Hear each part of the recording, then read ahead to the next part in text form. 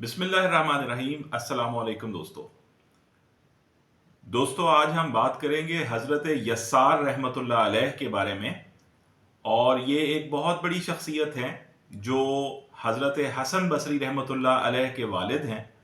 और हज़रत हसन बसरी रहमतुल्लाह अलैह के बारे में तो आप जानते हैं, और अगर नहीं जानते तो हम अगली वीडियोस में उनका तस्करा भी करेंगे। हज़रत यस्सार रहमतुल्लाह अलैह का तस्करा आज हम करेंगे और इंशाल्लाह कोशिश करेंगे कि आने वाले वक्त में बड़ी बड़ी शख्सियात जो हैं, जो हमारे माजी में मौजूद हैं और आज की ज़िंदगी में एक तरह से वो हमारी दीनी ज़िंदगी की असास की हैसियत रखती हैं, बुनियाद की हैसियत रखती हैं, उन सब का एक एक करके हम तस्करा करें ताकि हम हाल में रहते हुए मुस्तकबिल पे नज़र रखते हुए अपने माजी से जुड़ सकें। आज हम बात करेंगे हज़रत यस्सार रहमतुल्लाह अलैह के बारे में। हज़रत यस्सार कौन है? हज़रत यस्सार हज़रत हसन बसरी रहमतुल्लाह अलैह के वालिद हैं। और हज़रत यस्सार रहमतुल्लाह अलैह का ताल्लुक़ बसरा से है। बसरा इराक़ का एक इलाका है, बहुत मशहूर अब तो शहर है, तब एक छोटा सा इलाका था और वहाँ से हज़रत यस्सार रहमतुल्लाह अलैह का ताल्लुक़ था और आप हबशी नस्ल से थे। हज़रत यस्सार रहमतुल्लाह अलैह उस इलाके में जवाहरात का काम करते थे, जौहर शनास आदमी थे। जवाहरात की ख़रीदो फ़रोख्त से जो मुनाफा होता उससे गुज़र बसर करते और कभी कभार बहुत मुनाफा भी कमाते और कभी कभार ऐसा भी होता कि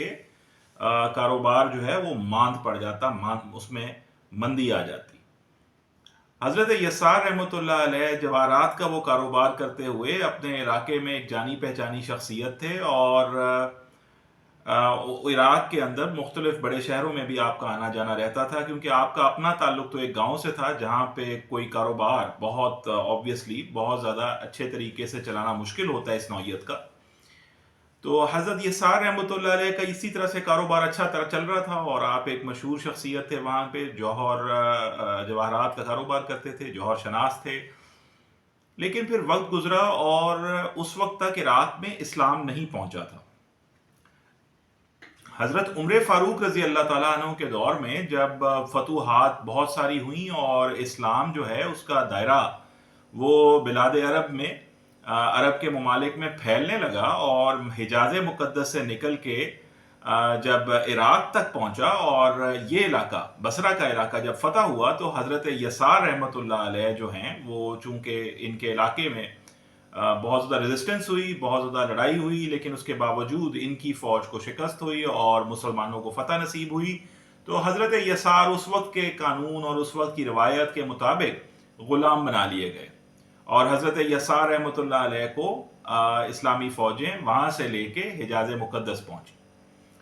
जब मक्का और मदीना में ये आए तो हज़रत ज़ैद बिन साबित रज़ी अल्लाह अन्हा आप की ग़ुलामी में आ गए। हज़रत ज़ैद इनके आका बने, ये ग़ुलाम बन गए। लेकिन क्या खूबसूरत ग़ुलामी थी कि हज़रत ज़ैद बिन साबित रज़ी अल्लाह ताला अन्हु ना सिर्फ इनकी तरबियत करते रहे बल्कि उनकी सोहबत की वजह से, उनके कुर्ब की वजह से आहिस्ता आहिस्ता अल्लाह ताला ने इनके दिल को इस्लाम के लिए खोल दिया और इन्होंने अपनी खुशी से, अपनी रज़ा से इस्लाम को कबूल किया। और हज़रत ज़ैद बिन साबित ने ये फिर देखते हुए कि इस शख्स यस्सार की जो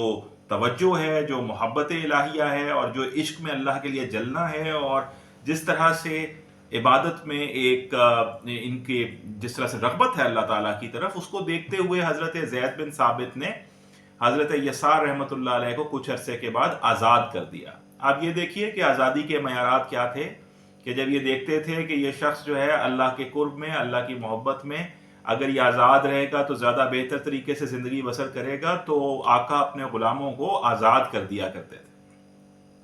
हज़रत यस्सार रहमतुल्लाह अलैह ने आज़ादी हासिल करने के बाद वही कारोबार हिजाज़ के इलाके में भी शुरू किया जो वो इराक़ में किया करते थे, जवाहरात को ख़रीदना और उसके बाद बेचना। चूँकि ये अहद फ़ारूकी था, हज़रत उमर फ़ारूक रज़ी अल्लाह ताला अन्हु का दौर था और मईशत जो है उसका पहिया अच्छा चल रहा था, इलाके पर इलाका फ़तह हो रहा था, माल गनीमत में भी जवाहरात आते थे। तो हज़रत यस्सार रहमतुल्लाह अलैह चूँकि जौहर शनास आदमी थे तो वो जवाहरात ख़रीदते भी थे और बेचते भी थे। बाज़ कुतुब में ये भी लिखा है कि हज़रत यस्सार बहुत गरीब आदमी थे और फाके से उनकी ज़िंदगियाँ गुजरती थीं,